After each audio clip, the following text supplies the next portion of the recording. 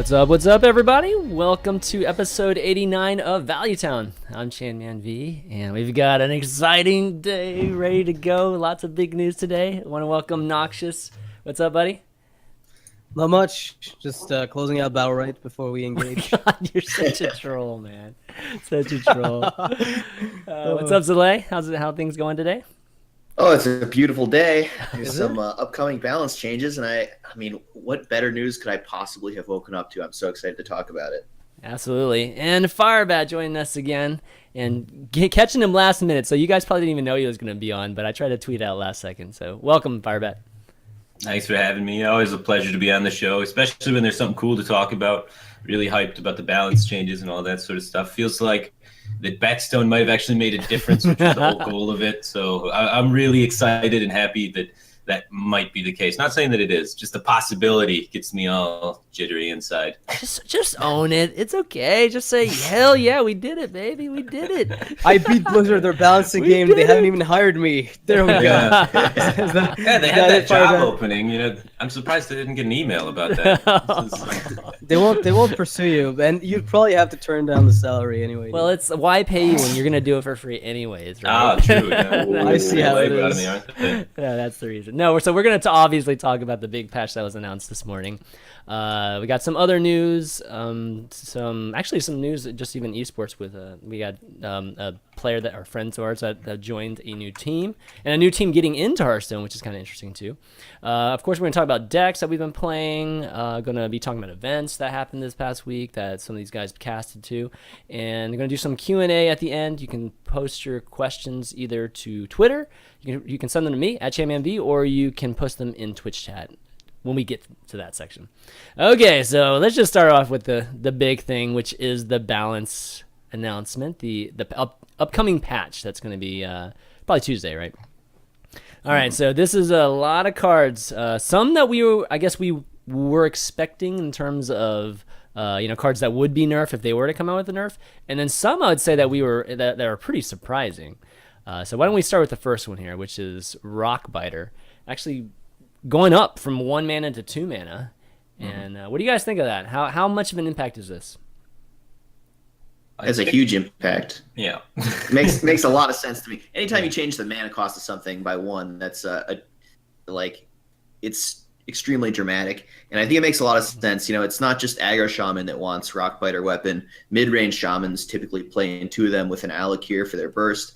And even without Alakir, Rockbiter is sort of just like in its own class for power level for these 3 damage removal cards. Like there's Dark Bomb, Quick Shot, Frostbolt. All these things are 2 mana, 3 damage. Rockbiter is 1 mana, 3 damage. Granted, you take some face damage with it, but using your life as a resource is like really powerful, like getting to cheat on mana. So it's not just burst that's getting nerfed. It's just kind of like bringing it in line with what other classes have to do 3 damage. Yeah, it opens the ability for a lot of the Shaman players to start thinking about potentially playing Stormcrack, start playing Lightning Bolt, like some of these other cards that they have for removal that they've kind of just sort of phased out because Rockbiter is just so good. And it really hurts kind of Shamans, like maybe identification as like they get board control and then they snowball board control. Like that's the game plan, right? Yeah. So lowering their ability to do that is going to hurt them as a class overall. Maybe not super dramatically since you're just changing the mana cost from 1 to 2, but definitely by a little bit, Shaman's going to be less good at snowballing the board. So maybe Shaman mid-range and aggro Shaman might be a little bit less oppressive. And now you have a lot less to worry about just randomly dying out of nowhere against aggro shaman, which is what makes me the happiest about this nerf. Because when they have Doomhammer up and they're under the overload of Doomhammer, and I'm like, all right, well they have 4 mana remaining because they just played Doomhammer. If they have Lava Burst Rockbiter, I'm dead. Now Lava Burst Rockbiter doesn't kill you. They can't just randomly hit you for 15 after 4ing you in the face. 19 total damage over 2 turns, by the way, from turns 5 and 6. That can't happen anymore. So they need to have a little bit of a slow down there. So you have more time to develop some random taunts. You have more time to actually heal. You have a lot more outs against the inevitable Doomhammer you're dead plan. So I really like that. And it's true. When I'm really streaming Hearthstone and someone goes Doomhammer turn 5, and I'm like, well, they're just going to double Rockbiter and kill me. And they do. I'm like, why am I playing this game? So that is going to happen dramatically less, and so that's going to make me happier. And yeah, Yeah, I'm super excited about that nerf. It makes the game more interactive. What? That's It actually great. does. That's Like, great. one of the big things about this card, like the cost change. Like, one of my, I really thought they would change either Doomhammer or Rockbiter, right? Like when they changed Force of Nature and everything, and they changed neither of them. That was like my biggest. I was really afraid that they would just never do so. But like they're taking a look at the core set is what I'm getting from Yeah, this that's entire what- roster of cards, and Yeah. Rockbiter is just like another lightning bolt in the class. So it's like they have this core set with 4 cards at 1 mana that deal 3. Too much burn. I mean, it is a lot, and the idea of Rockbiter in their mind, I'm sure, was let's make a really cool card that synergizes with Wind Fury. I'm sure at first when they designed the card, their idea was let's buff a minion with Wind Fury, let it attack twice for 6 total instead of just the 3. You can also do that with your Doomhammer. So they were excited when they made the Doomhammer. I mean, the Rockbiter a long time ago, but that's no longer exciting. It's just annoying. Like when you stack it with everything they've got, it just gets to the point where the fantasy of getting like a Raging Worgen buffed up and rock biting it, like that's not a thing. That's just not a thing. And I'm glad they recognize that this card, while keeping the combo value, just has to lose in just standalone power. Like it was just too good even on its own, I think. Yeah, I mean, Shaman never had that early power until the most recent era of cards and releases. So yeah, I think you're right about Rockbiter and what it was originally intended for. But now it's just like it's crazy that Shaman has as many 1-drops as pretty close to like a Warlock. That's just absolutely insane. crazy. And then Spirit Claws on top of that, and Yeah, Maelstrom that's Portal what I on top of mean. that. Like, Yeah. they have some of the best early game minions and some of the best early game board control tools, Insane, and they're a class that relies on early game board to snowball with all of their cards building on their early game board advantage.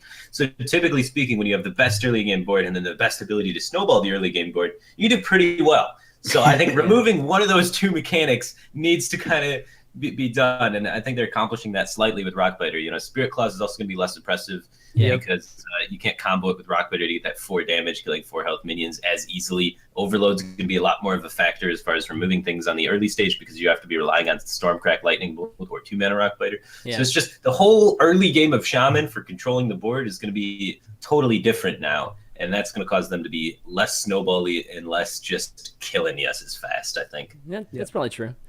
Totem Golems are a little safer too now. Maybe early game than Yeah, Well, coin at least they Totem don't Golem coin it went out, down. though. If you Yeah. coin Totem Golem, you only have 1 mana afterwards, and normally you rely on Rockbiter being like, all right, I kill your guy when you develop it. Now I can't. That's right. Now you have to bolt and overload your turn 3, which again And kind of suddenly your punishes whole curve is just different with Shaman. Coin Totem Golem might not even be a good play anymore. Yeah, that's true. It'll probably be pretty good. I mean, it's There's still pretty good, but I don't think it's there's as still like good, 3 right? one plays. So I mean, at least very, very strong 1 plays. You could still see it Well, being who pretty knows? I good. think Abusive Sergeant's probably shifting out of Aggro Out of Shaman. Aggro too, Shaman, probably. for favor of true. the +1/+1 per totem. Primal Fusion. Primal Fusion yeah. or something like that, yeah. So And that was already pretty close to being just as good. Yeah. So, as I don't think that's going to be much of a change there. All right, so let's talk about one of the big ones. One of the Batstone bans, which was Tuskar Batstone Totemic. bans. Yes, We did and it. this is basically what everybody wanted it to change to, which was randomly summon a normal, like a basic totem instead of one of the crazy powerful ones. And I don't understand how this took so long. Yeah, like me too. when this card came out and people played with it on day 1, people were like, all right, this should just be a basic totem. Like, come on, guys. Whatever. This isn't fun for anybody. This kind of sucks. You're just getting lucky and winning, or people are getting lucky and winning against me. I don't enjoy this. And 7-8 months later, we've come to realize that as...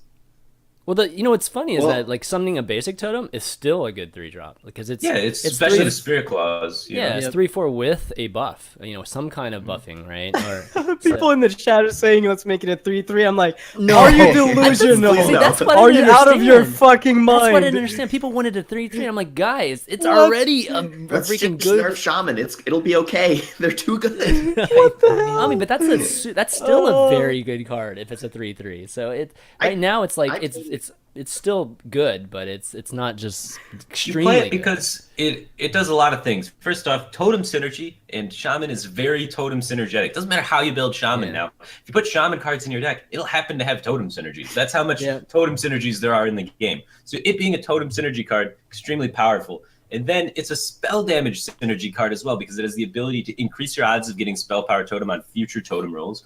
or just give you spell power totem on its current roll. Yeah. So already you work with both of Shaman's core synergies that they have in the deck. Then on top of that, it works with the other synergy of Shaman, which is they're really good when they got a lot of things on board because of Flame Tongue Totem, Bloodlust, all sorts of other things that just benefit you when you have board. So it works with all three of the main Shaman synergies at the same exact time, which is just lots of things on board, spell power, and totems. And it's totems, just, yep. The three angles. Everything that you could possibly want in pretty much every sort of Shaman deck, all just at the same time as far as synergies go. So I think it's worth it to pay a little bit of a stat deficit to work with every single Shaman game plan all at the same time. And it's hard to say it's a stat deficit because you get two bodies with Flame Tongue, right? It's like, am I really paying anything? Well, so or am I gaining something? I mean, you bring up a good point because like the synergy, actually, that's one of the things I think they've done right with Shaman, just in general, is making up for power by synergizing with other cards in the class, and they've done that in a way with Druid too. I'm not sure they've done it as good of a job in Druid, but they're doing it in other classes, and that's kind of why we've seen the rise of power in some of these classes. So like in terms of Tuskar Totemic, what if it was a 2/2? I mean, because we are getting the added benefit of all that synergy, plus I think just the 3/4. That's a fencing coach, bro. That's not. I'm not playing 2/2 Tuskar Totemic. Okay. I think at that point, I don't think fencing so coach either, is strictly better, right? I don't know, but it's certainly moves. Oh, that's true, actually. Yeah, fencing. But you wouldn't be able to activate Inspire mechanic. Thunderblood. That's true. Actually. Oh my god. Yes. Thunderblood Valley. Oh, you couldn't play Bran with that though. But I think the main point is here. It's not fun to randomly lose the game X% of the time. Yeah, of course. Like if you run the numbers, figure out the percent. You know, what is the percent my opponent goes Tuskar Totemic on turn 3 and it rolls a totem golem. And that percentage is way higher than you'd want it to be. I don't remember the exact numbers, but I'm pretty sure it's like above like 10%. Well, I mean, they have to have it on turn 3 as well. Okay. So it comes out to somewhere in like the 10, 11% range, I'm pretty sure. That's high. Wow. Yeah, when that's your percentage just to like lose the game instantly, because then you look at the win rate. What is the win rate of Shaman when they on turn 3 roll Tuskar Totemic, play Tuskar Totemic and rolls Totem Golem against my deck? And then you're like, well, they win 85%, 90% of the time, somewhere upwards in those numbers. So 10% of the time they win 90% of the time. That's a bad feeling. That's just that's way too many games where you just automatically lose no matter what the decisions you make are. And we want to try and limit those as much as possible because that's the definition of non-interactive, unfun gameplay, is just instantly losing no matter what you do on turn 3. As bad as Totem Golem feels, it always felt worse for me when they got Mana Tide Totem. Oh yeah, and you depending on which, and like, you have which to waste spot and your, against which deck, but yeah, it was so bad. You had to waste the interesting some key removal on it too. It's just like a lot of the Shaman mirrors or Shaman versus Zoo sort of matchups, you would spend like 3 turns setting up the board in such a way that if you played Tuskar Totemic, your opponent didn't have anything on board. So if you did high roll, you would win the game. So there was some skill into it in the high end of like, you know, top legend versus top legend players. They would set up the board state for Tuskar Totemic and figure out like, all right, if I develop Spirit Claws here and just Totem here instead, then I can do this, and then I can get the board back. And then if I have the board, I play Tuskar Totemic. If I hit, you know, my 4 out of 7 for high rolls, then I win the game and set themselves up in situations like that. So it was skill intensive at some points, but I don't think the added skill was really worth the deficit of just losing so many games randomly. Thank God it's going away. Yeah, there's no question. It takes so long. I don't think we should. Go ahead, Zalae. I think it makes. I was not at all surprised that it took this long. Like, I come from a background of having played World of Warcraft for however many years, and I'm just super used to Blizzard not caring about balancing for the competitive scene. I always felt like they just didn't care about players like me at all. And so today is like such a wonderful and beautiful day, completely unexpected. It's like they do care about me. They want me to be happy. They want me to like their game.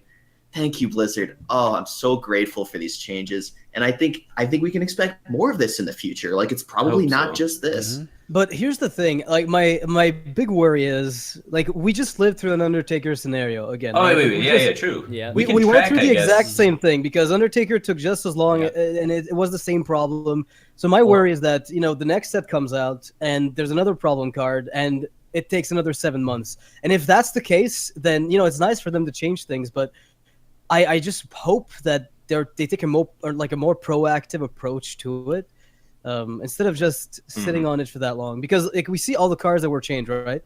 None of them really are cards that are just came out of nowhere. Like from Karazhan, they changed something about cards that were very recent. No, they've been around for a while. Those cards have been probably looked at for a very, very long period of time, and they're changing those now.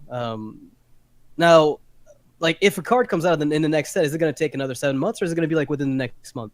How much data did they feel comfortable having before they make that call? I think that's really what it is. Like how much? What was the response time for Undertaker? Like how long was it? 6 Like, months. it was 6 It months. was a long time. And the response time for this was it shorter or was it longer? Like is there a Longer, positive trend here? It was No, longer, so longer. we're going on the decline. It was almost a year, right? Like So then was this? we would expect when did this come things- out? This came out. In TGT, dude, it's like forever ago. Oh my god, TGT. But the reason Oh it my wasn't God. that bad back then was Shaman wasn't impressive because Thing from Below wasn't around, so we hadn't seen that coming into So action when at did, that when did point Ring from yet. Below come out then? In the Whispers of the Old Gods, Whispers of the Old which Gods, was yeah. So the when was set that prior to expansion? this. That was 6 months ago. 5 right? months ago. 6 months. 5 months. ago. 5 months. That's a 1 month improvement. We're gonna stop it there. We're just gonna say they've improved the response time by 1 month, and we expect more great improvement in the future. Because that's when it became a problem, Hey, right? Kibler, Like stop it. Totemic's been getting worse and worse over time. Like at the start, there's Vitality Totem that was making it like a worse card, and now Yeah. there's like Thing from Below True. making it better, and then Spirit Claws making it better, and Maelstrom Portal making it better because the spell damage synergy. Like, so Totemic's been getting worse and worse, and they kind of fixed it pretty quickly after it got really super bad recently. Yeah. Yeah. So I think overall they're improving the response time, and we can expect it to be hopefully the next one's 1 month faster, and then 1 month faster, and then 1 month faster. And we just have this linear, beautiful trend, and then eventually they don't even need it anymore. They just need negative time to fix cards, and they just have them nailed, pat, and they're out. Everything's balanced perfectly. They've understood everything. They've recreated the universe, and they've just transcended to a next level of Hearthstone being. So now you actually put dogs to get into heaven. Is that it? So just playing devil's advocate, like from the standpoint of them getting enough data, how much time do you think they should give players just giving players the ability to counter it themselves? You know, just figuring out solutions themselves. Like, Well, what is there's that's no never counter worked. to it. Like That's never all worked. they needed to do with Tuskar Totemic was look at the numbers, like do the math, figure out you win the game X% of times when you play this on turn 1 out of 7. If you play this on turn 3, you win the game. Yeah, but we know That's that not okay. No, but Like- we know that there's obviously different levels of play that play into whether they change cards or not, or don't change cards, right? And I think they, from the standpoint of the pro players, I think they're not very quick to change just to see if pro players can figure out, I don't know, any kind of even overpowered solution that can possibly be an answer to this, or if not. I'm So it's all for thinking positively of ways in a tempo matchup to beat a turn 3 6/6, but 6/6, like yeah. realistically, I'm trying, man. a I'm 6/6 trying. on turn 3 in any matchup related to tempo is impossible to beat. I mean, wait, we're talking about 16 on turn 3 across 2 bodies, because the one Yeah. body part is also a big deal, because sometimes you can like slow it down if it's only one target, but when it's 2 of them and it just keeps going from there, like that's when it gets really obscene. So I don't know, man. We're Like talking about it in an aggro deck too. That's designed or it's either an aggro deck that's designed to when they have board and get free damage, they kill you very quickly. Or the other form is it's in a mid-range deck that's designed to snowball board and get huge benefits if they're ahead on board. So either way, if they have it happen in either of those decks, they're able to like take huge rewards out of it. It's not like just some deck that's just like Control Warrior. Control Warrior got a 3-mana 6/6. You'd be like, okay, I can stabilize from this, and it's fine. They got brawls and executes in their hand. But no, the mid-range shaman and the aggro shaman are just like Doomhammer your face, you're dead. Like they can really capitalize on it. Yeah. All right, I won't try anymore. well, I'll say one thing. I'll say one thing actually to join maybe the other side of like the argument is like these changes. Like if we look at the shaman changes, they're obviously making shaman weaker in a big way. But if you look at the other changes that were added, this also makes shaman's worse matchups a bit better, or shaman's like better, like worse matchups a little bit weak. That is against them, because suddenly execute a 2 mana. Yes, it's not as good in like tempo deck, so you can't play it there. But Control Warrior also sometimes needs to aggressively try to get an execute on something you put down. Abusive Sergeant and Zoo being gone, even though it's still playable, does mean that if it gets rotated out, suddenly trading up is a little bit less easy. Zoo would probably still play it, even though it's like on the cusp of. It doesn't trade nearly as well, but the idea is I don't think Shaman got crazily weaker. with the changes? Zoo doesn't counter Shaman anymore. Not anymore. really. Yeah, nothing counters Maelstrom Shaman. and Claws, There's nothing that's positive win rate against Shaman in the current meta besides true. maybe Freeze Mage. Freeze against Mage, mid-range Freeze Mage is Shaman. still, yeah, straight And- counter. But then if you have Aggro Shaman, And then if You you know, have right? Shaman, that's Space not. Mage. But then They might even ban there's, like, Shaman. Control Warrior. Just gotta ban it. Like to some extent, and then if the mid-range Shaman plays 100% perfectly, I think You lose. mid-range No, you Shaman is lose. favored You against lose Control all the time. Warrior. Yeah, I've But- lost Yeah, many- if they I've just lost total many pass. games. Yeah. for sure. But like the point is, like aggro Shaman got weaker because Rockbiter doesn't give them easy wins. Tuskar can't win them the game, but the mid-range list It's is still strong. ridiculous. Still like super it is strong. still It's super strong. It'll still bow down to our Druid Overlords, but it's really strong. Probably. Yeah. Probably sometimes, but with Alright. Yogg being nerfed, there's no more comeback mechanism, and like It's this still item good. online- Yogg It's is still still good. It's really still good. The Yeah, Druid yeah. deck is still really good too. I think I mean, it's- we'll talk about the yeah, Yoggster thing yeah. a little bit later. All but I right, have an opinion on it. let's move on. Let's move on to Call of the Wild. So this is another card that people have been starting to say is over, or just complain about, and this is making Hunter very one-dimensional. Like, I mean, basically we had Savannah Highmane that's already always made Hunter a like mid-range Hunter pretty much the go-to build and hard to build something better. And then now you have Call of the Wild that completes that. And so it's really, really hard to get away from it. The only thing that we change is whether we use a bunch of secrets or we don't, But outside of that, it's very hard to build a different one. So what do you guys think of again, they raised the mana cost 1 to 9 for Call of the Wild. I think it's really good. I think Hunter's been Yep. crutching on Call of the Wild too much. I do think the current form of Hunter, without any other card buffs or new cards introduces, just blows. I don't think anyone should really play Hunter very much. Like it was really close to being in the competitive meta, as there's been like the Warriors and the Druids kind of peeking around the corner and being in every single lineup. Then you're like, you just throw in this off Hunter and it makes some sense and fits the lineup. And now you're kind of more tempted, like, wow, I don't want to play Hunter anymore. So it's kind of sucks for the current iteration of the game. But I think in future expansions, it just opens up the window for Hunter to do more things and be less of this boring deck where it's like, did I draw Call of the Wild on 8? All right, I win. Or, did I not draw Call of the Wild? I guess I lose. Bummer. Rough game. Yeah, So but I like should Ragnaros hopefully open some more instead. decision making in Hunter's play style and deck building. And I like that. Yeah, I want to see more tracking in Hunters. Give him some reasons to play that card. That'd be sweet. I agree. I mean, Secret Hunters the using Call of that the Wild kind of was a stuff really reason well. to play tracking. Yep. You guarantee to get it on turn 8. So I mean, you could play tracking, but I don't know. I This don't is just like a good nerf.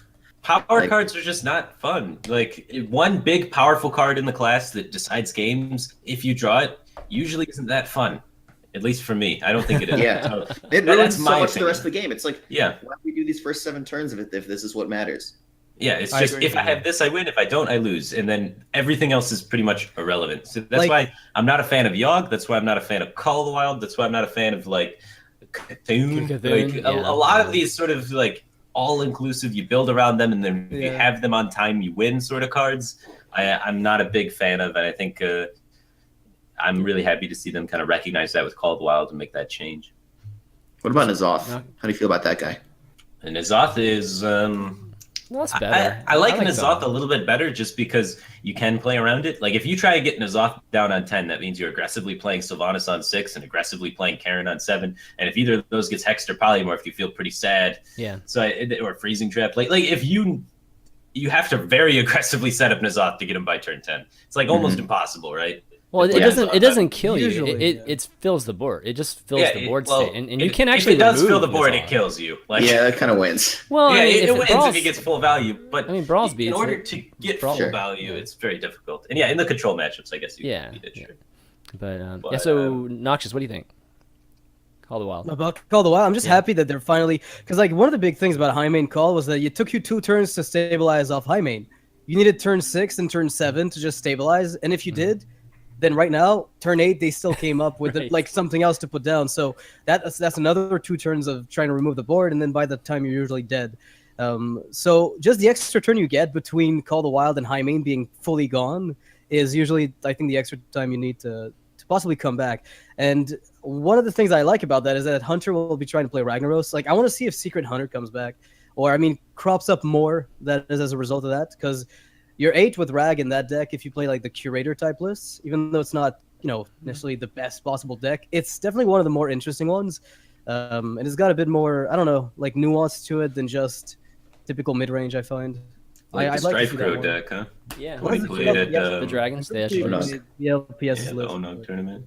Yeah, that was definitely interesting. They just need to.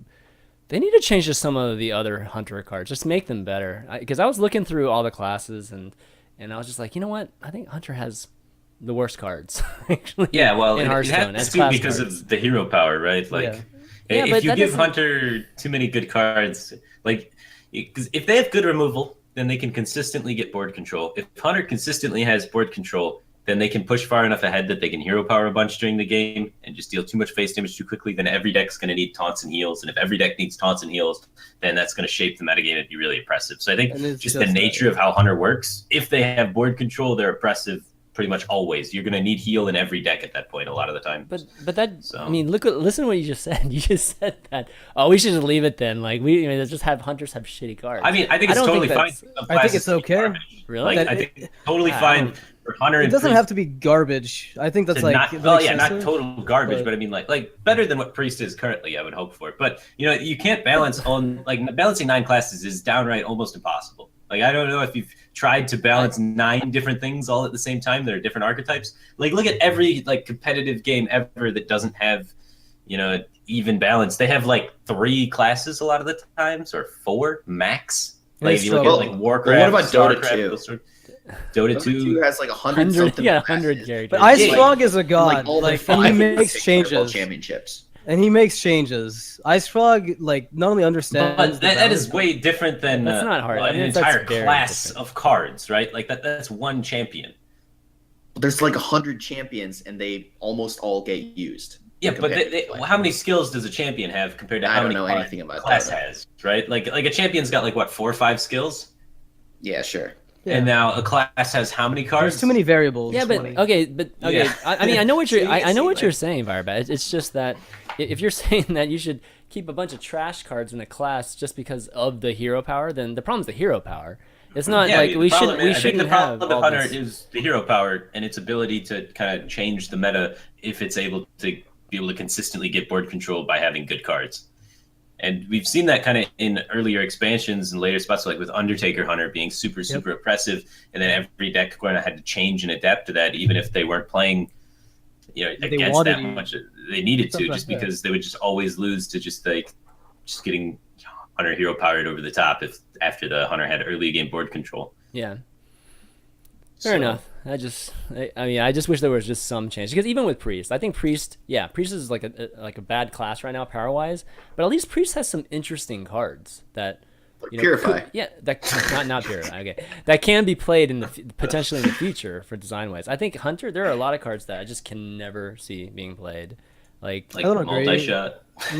or Explosive shot. stable. I mean, like they're like all these, even like Confessed and Ball of Spiders, and I mean, there's a lot of Oh, cards God, that are Ball of just Spiders. like. All of Spiders is so Ball of bad. Spiders. That's what I'm Like, talking about. holy There's a crap. lot of Really those cards. I mean, triggers King me. Crush. Like, why can you wasn't name that them like all? I 3 mean, or 4 mana? Like, why is that 6? Well, 3 would be a sick card. Yeah, it would be But- sick. Yeah, but it would like, at least 6 is also like. like 6 is way too much. yeah. Well, like- yeah, 6. Because they don't Yeah, draw I'm from not their playing it at deck, so 5. it's still more fair. You're not playing a. Would you play it at 4? Yeah, I think it's probably really good at 4. Yeah, Maybe. you can pair it with Tundra Rhino too for that sick 3 burst. Well, what's nice OP. what's nice about it playing at 4 is that it would at least entice you to play a little bit of a slower Hunter than just something Yeah. that like curves hard on board every single Some sort of turn. control value hunter, because that would More be value you'd- hunter than control. Yeah, you'd have like a card draw option for just pure value that you just threw in your hunter deck. yeah. So that would be pretty cool. Okay, But- well, why don't we move on? So this is another old card, or a card that's been around in the base set or whatnot. So Execute's been, again, raised in mana cost from 1 to 2. And this card, we've said a few things about this card just over time, but I wouldn't say that there's been a lot of complaints about Execute. It's just we've always known that it's crazy strong. But this has been pretty much an iconic card to the class. So, raising it to 2, I don't know. How much does that actually hurt it? Zalae, I'll let you It's a start this one. lot. Yeah. Zalae, why don't you start? A mana is a lot, and it hurts it a lot, and I'm a little bit sad because I do love me some Warrior and all that, but I could definitely see how this would be a positive change for the game. Yeah, you think about decks like So Tempo sad, Warrior, man. Patron Yeah. Warrior, They all of these random tempo decks that use Execute that aren't a control deck and they use it for the purpose of gaining tempo.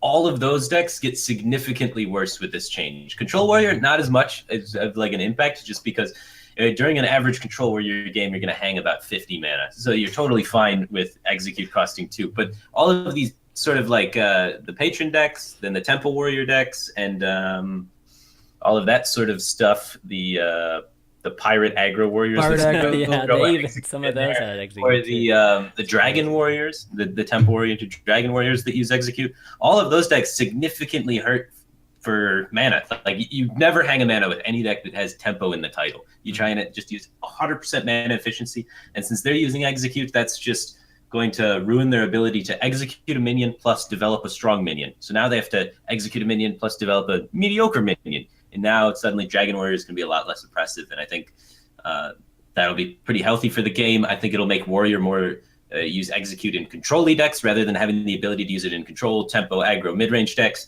So I think it's a lot better for the game, and it will hopefully reduce the amount of Warriors. Because right now I'm really frustrated on ladder when I play against a Warrior, and I don't know if it's control, mid-range, aggro, pirate, dragon, combo, anything until like 7 turns in. 7 turns in, yeah, when they play. Oh, that. So now Execute's going to tell you. Like, I guess. Limiting the viability of the other archetypes, I think is good for Warrior. They have too many archetypes. For sure. So I think limiting the viability of their tempo archetype is very good, because there's so many classes right now that have a tempo archetype, the tempo mid-range archetype. Do we really need Warrior to also have a tempo mid-range archetype, or can Warrior just be the control class? Like, why does it need to have every single identity? And be represented across the board, basically. So like, let's have Warrior be the controls, Druid can be the tempo, and like sort of map it out that way, instead of just having like, you want 2 archtypes maybe viable for every maybe class, 2 but every class. maybe not 7. You know, let's just. You're breaking my sideboarding like idea here. Charge. All right, so charge. But like one of the big things too is that like this card fits in one of the, because like there's very few pure control decks in the game, right? Yeah. There aren't that many of them, and the thing is, in order to be a good control deck, you need like a lot of ingredients, I guess. Like you need cards that are good early and late. You need cards that are good against like beat down stuff like well, just let's say Hunter or Shaman, as well as stuff that is also good versus the late game minions. You need to be able to survive combo decks. Like you need all at once. You need to have everything at once. Need tank up, and they have to be cheap too. You have to have enough health to survive against combo decks. But it's true. Like you need all these ingredients together. And Execute was one of those cards that enabled the control archetype more than anything else because it was so cheap. Yeah. I just hope that it doesn't become like a new Shatter.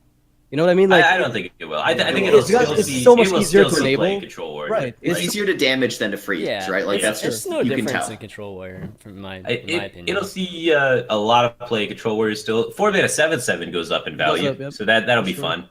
But I still think Execute's a good card. I think you're playing 2 of it in your Control Warrior every time. It's just I think it's questionable if you're putting 2 Executes in your Dragon Warrior. I've seen a lot of people cut 1 already. I think you might be cutting definitely 1.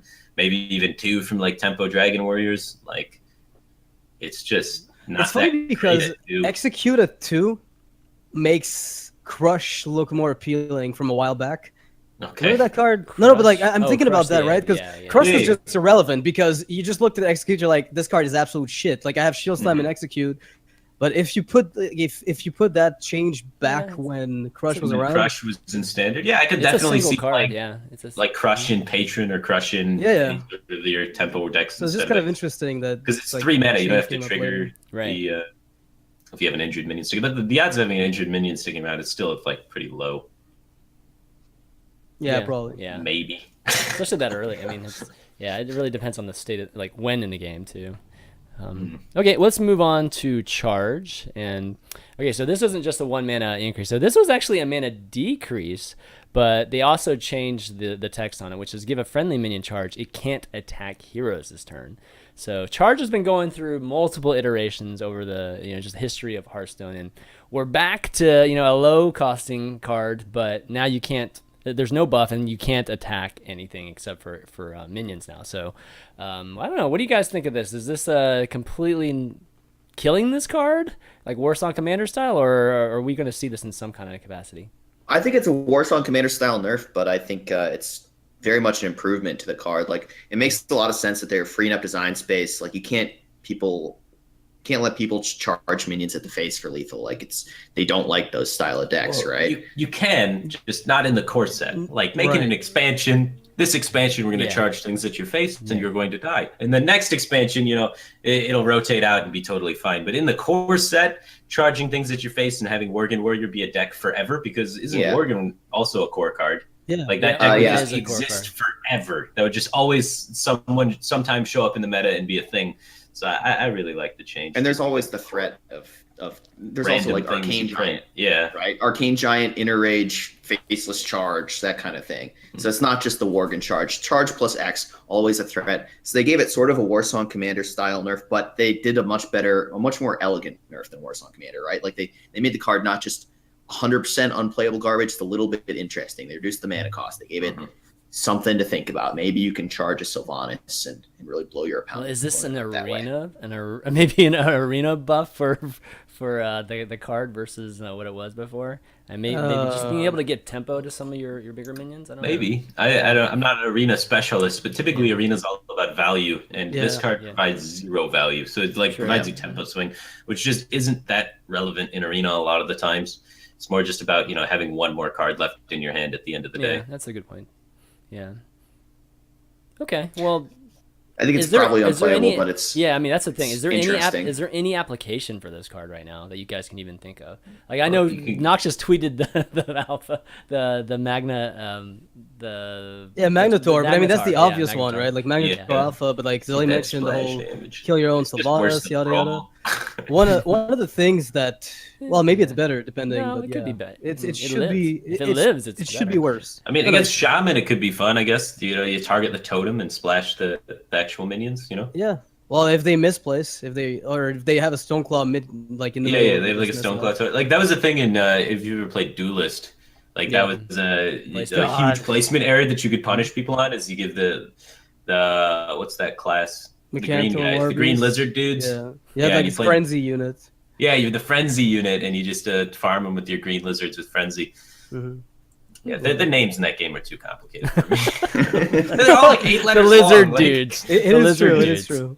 Okay. All right. Well, why don't we But- move on? Oh, you have the last thoughts on it? Yeah, but I was just gonna say, like, the change to charge is, we mentioned how it prevents cancer from occurring as just Yeah. like having this, because the thing with Worgen OTK that I hated was how it kept every single control deck but Warrior in check.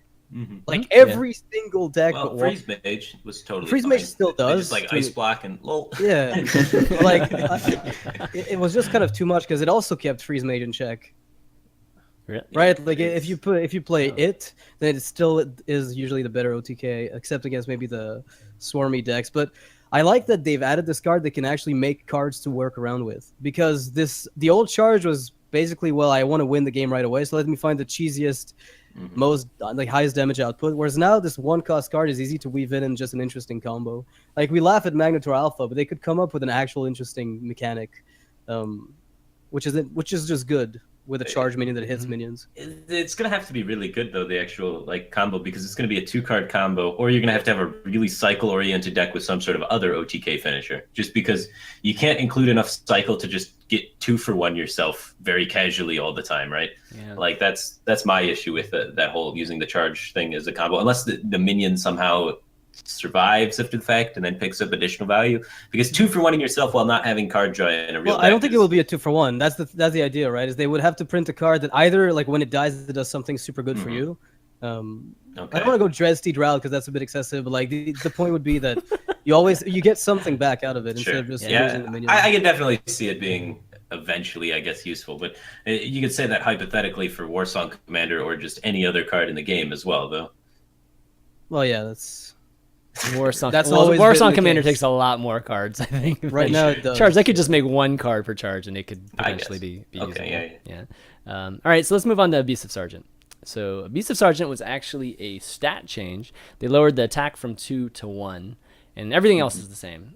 So a lot of people were, like I think commenting back when Leper Gnome was changed, Yeah. why Abusive Sergeant basically still has something very similar to that. Abusive Sergeant was basically just a better leper gnome. Yeah. And then they were like, all right, we're going to nerf leper gnome. And then everyone was just like, what? What happened? So, yeah, it makes a lot of sense that they caught back up with that, figured that out, figuring out that Abusive Sergeant was just better than leper gnome. And now we've nerfed that as well. So it makes a lot of sense to me. Yep. I think the card's not that good in this metagame because the metagame's so hostile to the card, but the card is like on its own very strong, and I think it still fits in Zoo even at a 1/1, and it might see you play elsewhere. And I think it just makes a lot of sense to nerf it. Like, yep, should have happened a long time ago. Glad it happened now. Yeah. That being like said, I don't think Abusive Sergeant is in any tier 1 decks at the moment. Like, it's not in. Like, Zoo's not a tier 1 deck. I don't think the tier 1 version of Aggro Shaman plays Abusive Sergeant. Yep, I think so. I think you're right. Like the tier 2 old version of Aggro Shaman plays Abusive Sergeant. So like, I think it's just mainly in like tier 2 and tier 3 decks and isn't like a big highlight card. And I think a lot of the nerfs didn't really hit the tier 1 decks that hard. They mainly hit just tier 2 decks, but they're the tier 2 decks that people don't want to see anymore. That they're just like not fun to play against. People don't want to see Zoo anymore. People don't want to see Aggro Shaman anymore. So it's more of just like from a playability stance of the game, and also changing the core set to clean it up a little bit for future expansions is kind of like what the team was really doing with these nerfs. Yeah, which is good. You know, it just reaffirms that they are still looking at a bunch of different cards, not just the new cards that a lot of us are complaining about. And there are a lot of cards that we just have forgotten, or we've just become so accustomed to them that we just stop complaining about them, you know. And there are some cards that still need to be changed, I think, even in addition to these. So it's good that they still have that in their pipeline for sure. All right, the big one. So Yoggless finally getting a change, and there have been like I don't know how many proposed changes to Yoggless, and this one was definitely one of them. And overall, I think it's a pretty elegant one. So what's changed is the battle cry now is cast a random spell for each spell you've cast. I mean, actually, everything's the same. It's just they changed what happens whenever Yoggless dies. Yeah. So all the spells stop when he dies, and he dies when he returns to your hand as well. Or if he's silenced. Yeah, silenced. Or if he's transformed. Yeah. Basically, if Yogg stops being like a healthy dude in play, he stops casting spells. And that's consistent with some of the other interactions. Like when Sylvanas steals him, right? Then all of a sudden, a lot of the spells go the other direction. So it's more along the lines of that. So it makes a lot of sense. What do you guys think? Praise Jesus. Praise everything. Oh, it's so beautiful. Plus the overload now sticks, right? So it's like, I don't think we have to worry about seeing this in tournaments anymore. I think it's a great change to the card, and it does retain the card's initial goal of being like a fun, casual player card where you can really, turn a game on its head, do some crazy stuff. But I think they weakened the card enough that I don't think we have to worry about seeing it in tournaments. So I'm so happy about this. Yeah, I'm very happy as well. And they actually nerfed it a lot faster than I thought they would, because originally I didn't think they were going to nerf it at all. They seemed pretty well on that stance that Yogg is fun. We love Yogg. So I'm glad to see that there's actually some change implemented to it. And if you compare it to Undertaker, right, like Noxious was saying, that took like 7 months to get changed. Old Gods was only out 5 or 6 months ago. So wait, improvement on the change rate. Wait, wasn't it Noxious and Zalae? Weren't both of you guys that thought that they were not going to change it? And I thought they were going to change it. I'm so glad you thought they were going to change it. Yeah, exactly. No, I thought they were going to change it. Oh, you thought they were going to change it? Did not. I didn't think they were going to change it. I thought, like, every time I've read about Yogg from a Blizzard standpoint, it's always been like, we love Yogg. Yogg is our baby. Please stop making fun of it. This is everything that we love. Praise Yogg, hallelujah. Baby. It was like there was some secret religion in the Blizzard community just bowing down to Yogg on a daily basis. I know what the they've got a shrine in there with like. Yeah, that's what I envisioned every time I read a Blizzard post about Yogg. I was like, this shrine must be badass that they have Yogg at their company. So I'm really glad that they changed their mind with it and actually changed it. The most crafted legendary in Hearthstone. Oh, easily. Easily. It is. Yeah. That's what they reported on it. And if we translate that into, dollars, dust per packs, I mean, let's be honest. Yeah, that's insane. It's a few they million probably dollars. made a lot of money off of Yogg, and probably enough to supplement the shrine and more. So they're getting huge value out of it. Now we can change it. Exactly. Now that everyone's already, they've probably looked They've at the already numbers, cashed in. looked at the player base and been like, all right, 99.9% of players have crafted this card. All right, so Yeah. now we can change it. Now Yeah, we can- screw it. Now, Like now we've, Dr. Boom. we've detrimented the community, the competitive scene enough with this and profited out of it as much as we can possibly get. We've really milked them for it, and they're still alive and kicking. So give a respect to the competitive scene for that. So since they're still alive, I guess we'll just change it now. We dumped enough chemicals in the ocean. The And fish they- really, really suffered for it, but they still have a population. Let's just Yeah. stop right now. Well, let's stop. Maybe Let a them few will reproduce. live. I don't know. And we can do it again in a few years. Well, they Maybe only they'll- they yeah. only get a fourth of the dust back. Yeah, so they can't buy their. It's fucking next evil. Legend exactly. You can't even. I don't even think you can disenchant him, right? Because he has the same effect. One thing that they mentioned though is Really? it's not changed. It's not effectively Yeah, changed. It's the same Oh. effect. Hopefully- But like one of the things that they Hopefully mentioned do make underneath. it so you can actually disenchant him for dust. Otherwise, that's pretty sellout. If they nerf him in a way that doesn't change the cards after making everybody craft him, like that would be man. some bullshit right there. That's true. That's true. But like they mentioned, they want to add the overload right to the player who plays the card Yeah. as a quote unquote bug fix.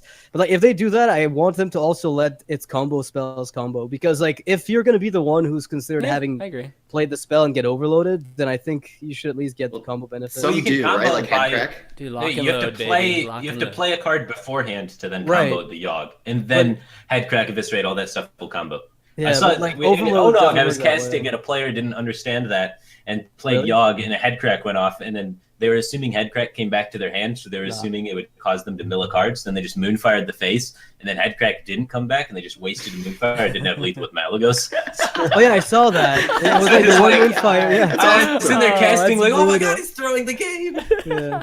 So That's that sort of brutal. stuff happens with people not understanding how Yogg works. It's such a complicated card. It's really difficult to understand Yeah. all the intricacies of it. Dude, can you imagine getting lock if they did Now when it that, dies, it get just lock and stops. load in the very first card, and all of a sudden you're freaking You know what's great? If you play burning Yogg cards. before he purifies himself, you've literally memed yourself. Like after the expansion, after Oh, the that'd patch, be that is. awesome. If he silences himself, he stops casting, right? Mm-hmm. So that'll be the best moment. Competitive play, Yogg is played, purify hits. Guaranteed, somebody will have a Back video to of that home. in the next 24 And, hours we're done. of him getting purified, and then nothing happening after that.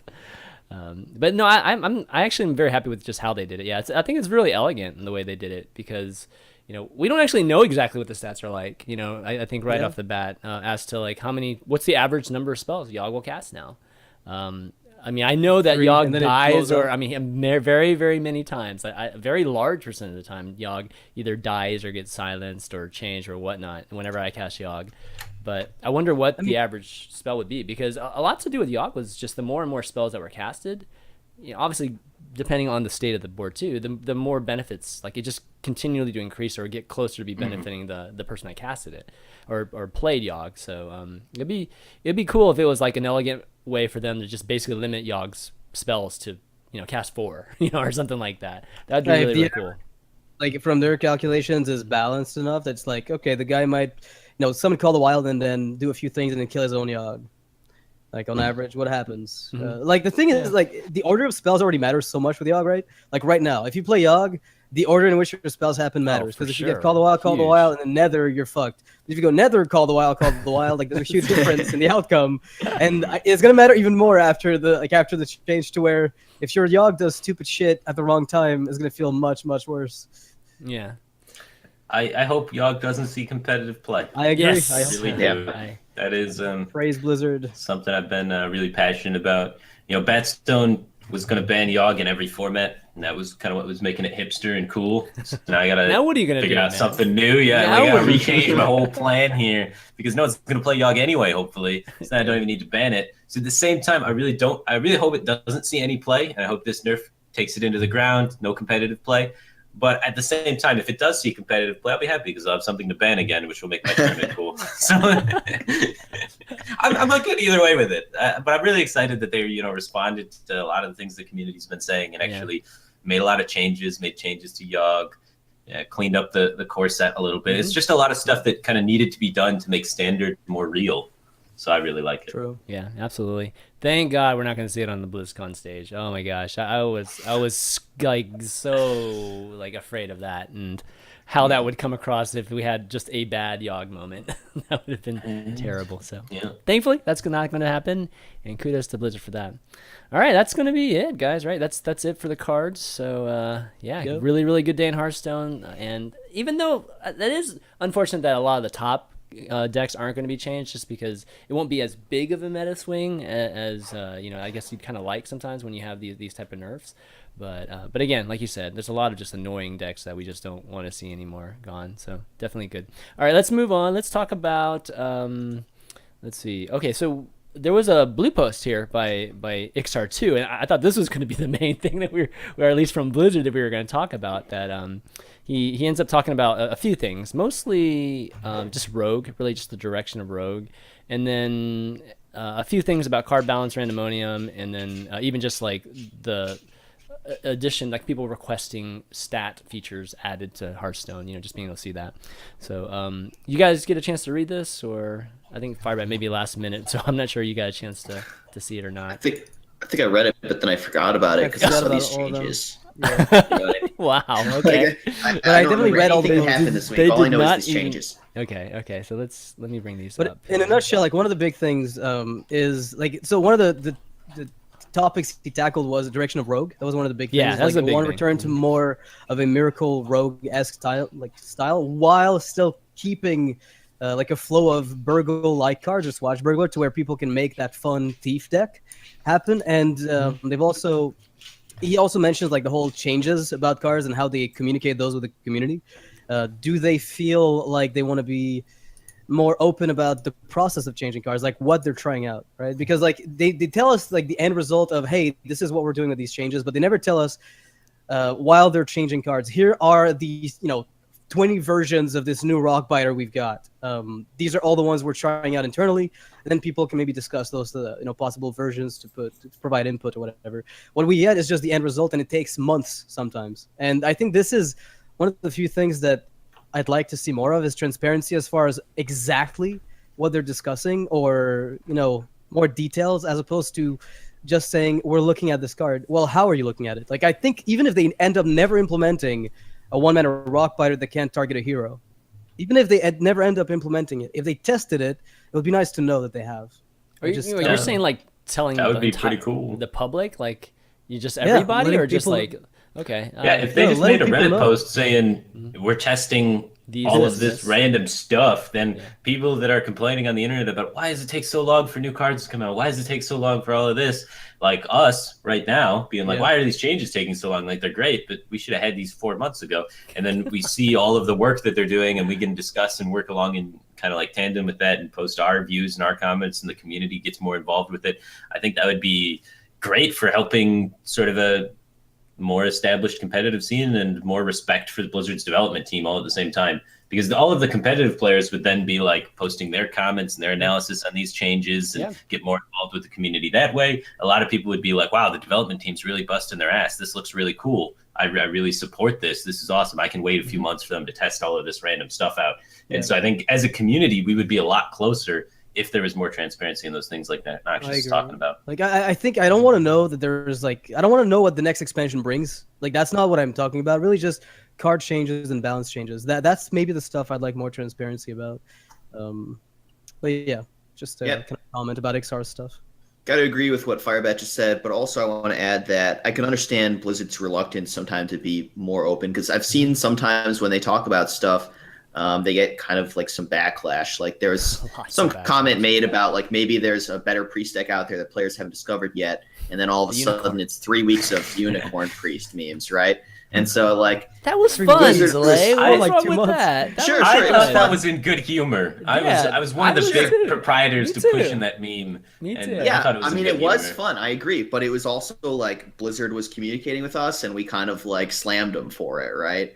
So I can understand why they're reluctant to walk into that again and more often. That's not Yeah, transparency. that's way lower scale of Yeah, transparency yeah, though we're that talking about. wasn't- They were just like, hey guys, maybe priest is good, and we're like, Yeah. okay, thanks. Like that's not really transparent at all. That's Which is why But people it's mocked just- it so much, and- right? yeah, Okay. it was like the lamest attempt at communication ever. So that's why people were It's like mocking a it. It's like somebody comes in question. and like, Is a there teenager a goes in the good room and priest goes out sup. there? I don't Yeah, know. it's just, There's nothing. I mean You want more. Like, come on. So the one thing about being just totally transparent, and you said like, yeah, I don't want to know anything that's going to be coming out soon, but essentially you are if you were releasing new cards. So I mean, with any nerfs and stuff, I understand that. I totally get that. If they're more transparent about that, but new cards, I can see why they don't, because they want that whole surprise element. Yeah, the surprise element of new cards should stay. Like when you open your first packs for opening new cards, it should be awesome. Yeah, so I don't want to see what they make. I definitely think like keeping the new cards secret is fine, and I think honestly they could keep it more secret. Like a lot of the sets that we've had in the past, they've like shown every single card of the set before the set even comes out. They could show half of the set and then have the other half of the set just you discover them when you open packs, and that would be really cool as well. Yeah, so, I think that would be sweet. The problem with data mining is the problem, because like Curse, like let's say all the guys who do any data mining just have the build available, and that's why Blizzard is forced to spoil everything. They have to spoil because that's a good of these websites. To spoil it first, sure. Yeah. So they'd have to release the build on the same day. And then that would cause like crashes and too many problems. Yeah. Oh exactly. Yeah. I understand why. I agree with you. It really sucks. They're forced to. Goddamn data miners. Data miners. Well, I mean, with League of Explorers, it was pretty quick, right? Did they show us all the cards like that week before everything was? Did they show every card at BlizzCon? I forget. Well, you had access to them online right afterwards, I think. Like it was just but that was leaked, right? That was like a big accidental leak or something that all of them were online. But I don't know, man. I kind of remember it being leaked on Reddit or something like that, but I just forget if they made it available. Yeah, I don't know. Yeah. All I know is like there are ways to get those builds data mined before you can technically see them, and that as a result of that, Blizzard is forced to keep pace, which is why I like League of Explorers release so much, because they told us it was coming out, and I didn't have time to get bored of looking at the cards already without playing with them. It was just like they felt fresh when they came out because it was so quickly after the announcement and the spoiling of them. Right. So I mean, we're talking kind of generally about just I guess XR posting here or whatnot, but let's talk about specifically with the Rogue. What do you guys think about just Burgle being the type of archetype they're trying to push a little bit more? Talk a little bit about Blade Flare here too, as just AOE potential or whatnot, but really they're trying to push that type of Rogue, which I don't know, it's a little bit more of a greedier rogue, and I don't know, maybe they'll have more ethereal, just the card like the new ethereal card. I don't know. For me, like I personally don't like this type of rogue. If you're gonna steal, I don't like stealing from class, because there's so many cards that you can. There's potentially any card from the class, which is a lot of cards that they could potentially be holding in their hand. And I mentioned this on previous episodes with Mage too, that I just don't like that unknown aspect as to what cards it could possibly be. If you're gonna steal, why just do it like Thought Steal. Just have them steal straight from your opponent's deck, and have that be thematically same class the same across thing. Yeah, but it's too much. It's like even the overlap, right? Is still like it's too hard to predict what the cards are. Like if an opponent is stealing from my deck or my class and they've stolen or hand, well, I guess hand you can kind of play around. But if they've stolen from my deck or my class and they've stolen 4 or 5 cards, there's no way I can play around that. Like I just play my cards out, and then that causes huge removal of the player versus player interaction there, because the player versus player interaction in card games is trying to figure out, all right, what does my opponent have in his hand? How do I play around that? How do I put myself into the best position to kind of deal with that? And that's what's going to cause players to be able to win more consistently when they're better. Well, that's the part that I have the most fun doing in Hearthstone, and those kind of archetypes of decks completely remove that aspect of the game, and it make me feel like, oh, I just play this and I hope for the best. I think I like Burgle. I think it's a well-designed card for the same reason. I think the nerfed Yogg is probably going to be a well-designed card, in that it's something fun and silly that you can do and different, and it's probably not that strong that it's going to be affecting competitive play too much. So you don't have to deal with Burgle constantly. As long as it's not there in your face in tournaments, always a problem. I think it's fine to have these kind of silly, random, unpredictable effects a little bit on the side, on ladder, whatever.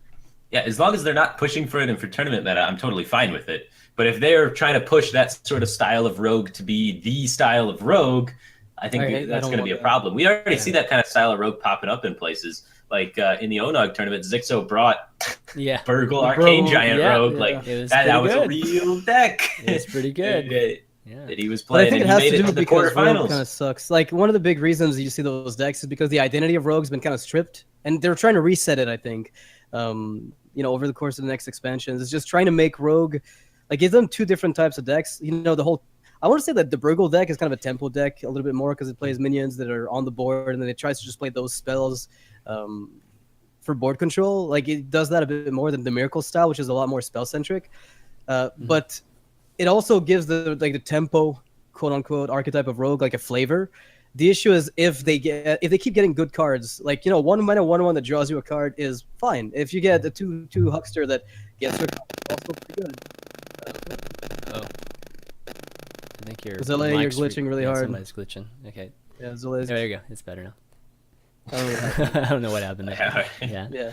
Like the point is, I really like the fact that they have like the Burgle archetype, but I don't want them to keep pushing high static cards that just do things that are good. Yeah. Well, so That's what I don't want. the good news is that they're not saying that's going to be the archetype they want Rogue to be. Thankfully, they still want it to be very combo oriented, and that's good. I think Rogue should be very combo oriented. I like the way that's designed right now, where it's just like there are many moments when you're playing Rogue at any skill level where you have to go all in at some point. Sometimes you go all in like by turn 4 or 5, or sometimes you play the current version of Rogue that's most popular has been playing around with the idea of cutting gadgets and auctioneer and going all in a lot more often. Yeah, right. We saw even Osaka in a recent tournament playing no gadgets and auctioneers in his Rogue deck, and you just go all in on turn 3 or 4 with either Edwin or Questing Adventure and hope it works out and hope you win. And I don't like that play style of Rogue either. Like, that's not combo oriented at that point. That's just YOLO with conceal and hope you win. So yeah, but that's a risk you take. I mean, it's like a risk you take every game. Every game. Like, that's my issue with it. No, but I'm saying your entire deck is revolved around taking that risk. It is, but I'm saying like it's a strategy you take, like going into a competitive event. You take that as one of your strategies for your deck. Like, this deck is not meant to go long. Like, if I just totally whiff on my draws, like, then I'm gonna lose, like, badly. Well, but the way that they're designing it, though, is it's a percentage-based deck, and it's like, It's how not even often can my draws. opponent answer a concealed either Questing or Edwin? Yeah, and then they value that percentage as, well, my opponent answers it 45% of the time. So I'm going to have 55% win rate against high-level players, and that's good enough for me in a competitive environment. And that is the definition of just stacking a coin flip and then going into a competitive event and hoping. And Right. I don't want Rogue to turn into that either, where they're just all-inning with conceal every game. Like, that isn't fun fun to watch or fun to play from either side. Yeah, fair enough. It's very I high agree roll. with you Like, there. that's just what I agree with dislike that. about it. It's super high roll. Yeah, totally. All right, so the next thing they talked about is they talked about card balance, but I think it's pretty much covered with what we were just with the Nerfs that came out. So they're basically saying they've been discussing like 15 to 20 cards, which is good to hear, and I think we saw a few of them today. Randomonium. So a lot of people have been maybe on Reddit or whatnot, just complaining that Randomonium again, for Tavern Brawl or whatnot. But it was nice that he basically revealed that this is by far the most popular Tavern Brawl. That's the reason that you're seeing it like so much. So or at least it continues. Yeah, it's he says continues to be one of the most highly played brawls. So that's the reason we see them, and I think that's okay. I think there's a lot of people that probably enjoy the fact that Randomonium's out again.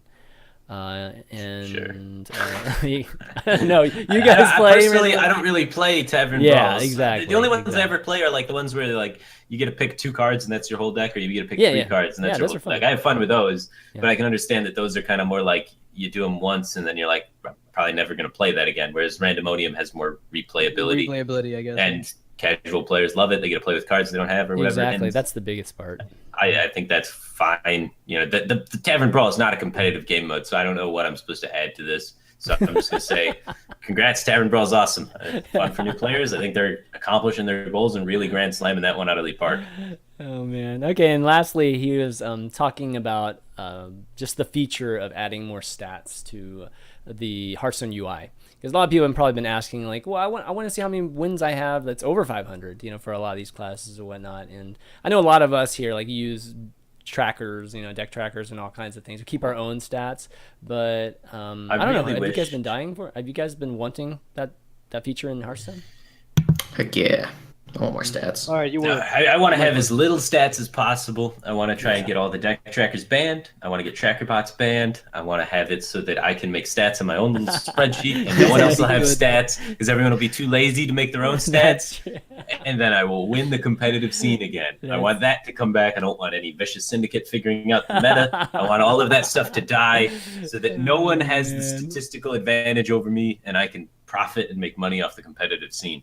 But I think stats at the end of the day, the reason why Blizzard's so hesitant to release so many stats is because it does cause the meta to get solved faster. If there's more stats talking about win percentages and all that sort of stuff, Well, the meta gets solved faster. That's more work for them. They got to print more new cards faster.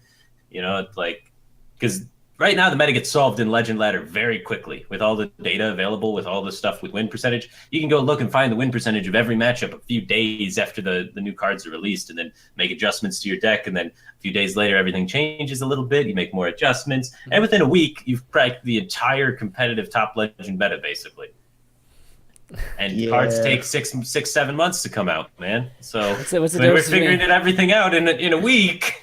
You know, well, it's not isn't that great. already kind of happening with net decking anyways to some degree? Well, with net decking, it's even slower than with stats and net decking. Like, Sure. Yeah, we're really taking it to the next level. Like Vicious Yeah. Syndicate, props to them. They're doing it. They're doing a great job of their job, right? Like, Yeah. they're just crushing it. that's what people want. That so they're giving people what they want. So they're really doing a really, really good job at it. They're doing way too good of a job because it's causing the meta to get figured out way too fast. But you can't blame them. It's just humans doing what humans do, right? We're learning Yeah. and we're getting better at. We're learning how to beat these Solve games. an equation. Here we go. Yeah, And well, you have to solve a problem. The and better we are at it, the more downtime we're going to have of, well, this is the meta now, and just do that for X amount of months. And that downtime has increased with every single expansion, and that's no fault to Blizzard making less complicated expansions. I think the complexity of the expansions have gone up, but I think it's just people are getting a hell of a lot better at figuring out the meta, and there's way, way, way more stats and tools available to help them do that. Well, the game mechanics as well. Like I'd say the earliest days of Hearthstone where people are still trying to figure out how you should quote unquote play Hearthstone. And you know, unlike something like Magic the Gathering, for instance, where the game mechanics allow for those crazy types of decks to come up, like Hearthstone has a very limited, like, I guess your game plan is kind of similar across decks. And just because of that, it's easier to narrow down the scope of what's going to be relevant during an expansion. So it gets just figured out quicker because people know game mechanics. That's really it. Well, yeah, there's less new players and more. The experienced player base has gone up. Pretty much. And even the new players now, they come in and they have this overload of data. And if you net deck now, you'll never stumble upon like this random priest deck. Like you'll actually find a good deck. Like every single rank deck you find on net decks is queuing like non-legend ladder rank 16, and I'll be versing some guys with just full control warrior, and I'm like, like how the fuck are you here? How are you here? Yeah. I mean, they do misplay more though. Like you can tell That's why they're they're not there. Yeah, that's playing why they're there. locally It as is well as fair. they That should. is fine. But They their all deck is have- flawless. Yeah, they all have like Perfect top-tier decks. Like it's like I don't even know. I don't even know.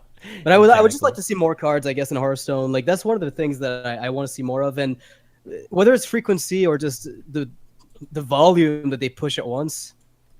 Deck diversity is limited because of the cards we get, and like they've made an effort in trying to push different archetypes, right? Like we saw the totems come in like with the Witch Doctor and Think from Below, but again, we talked about that, but that's like forced diversity in a weird way. So the metagame gets figured out faster because those cards are obviously good in that specific shell that Blizzard is shoving kind of in your face. Yeah. It's like, yeah, this is a totem deck. There we go. I can't innovate with Wicked Witch Doctor. It's always going to be in a totem deck. Like there's no creativity to it, really.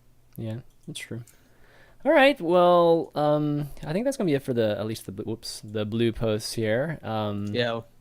Okay, so we've got a little bit of news too for I guess a friend of ours, which is Orange, is that he's actually joining Alliance. Alliance is actually getting into Hearthstone, which is really cool because they've never done anything with Hearthstone, and this page that they have you too, like the announcement page, is kind of cool. I don't know if you guys have seen it or not, but if you go to it, it's got this little this card opening. Oh, I didn't show it. Shoot, I totally missed it. I gotta show it again. Shoot, hold on.